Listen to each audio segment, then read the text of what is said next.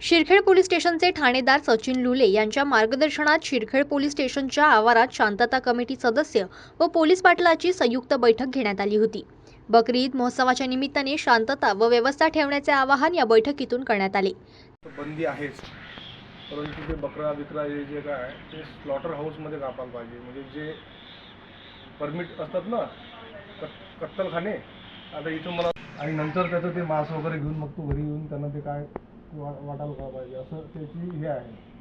त्याचं फक्त ज्या जे गाव आहे आता तरोडा, रेरपिंगळाई, रिद्धपूर, काटपूर या ठिकाणी त्या लोकांना तुम्ही सांगा की बाबा चार चौघात किंवा सार्वजनिक लोकांच्या डोक्याला समोर कोणाच्या डोळ्याला ते दिसेल त्याच्यासमोर ते कापू नका, कोणाच्या भावना दुखायला नाही पाहिजे। विशेषतः हे तर बंदच आहे, काय जनावर गोवंश बंदीच आहे आपल्या राज्यामध्ये। त्याच्यामुळे त्यांना ते स्पष्ट सांगायचं, जर पोलिसांना माहिती भेटली तर गुन्हे दाखल होतील आणि आम्हाला न विचारता रॅली काढली तर गुन्हा दाखल केला आम्ही 135चा।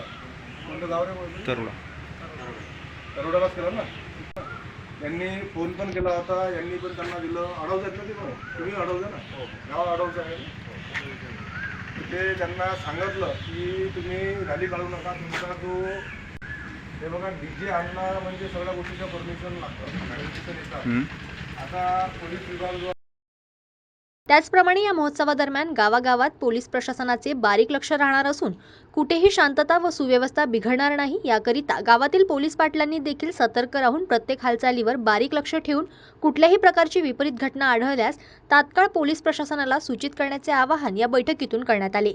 नुकत्याच झालेल्या लोकसभा निवडणुकीचे वातावरण पाहता सोशल मीडियावर जाती धर्माविरुद्ध तेढ निर्माण करणारी पोस्ट व्हायरल केल्यास पोस्ट टाकणाऱ्यासहित ग्रुप ॲडमिनवर देखील गुन्हा दाखल करण्यात येणार असल्याची माहिती पोलीस ठाणेदार सचिन लुले यांनी या बैठकीतून दिली।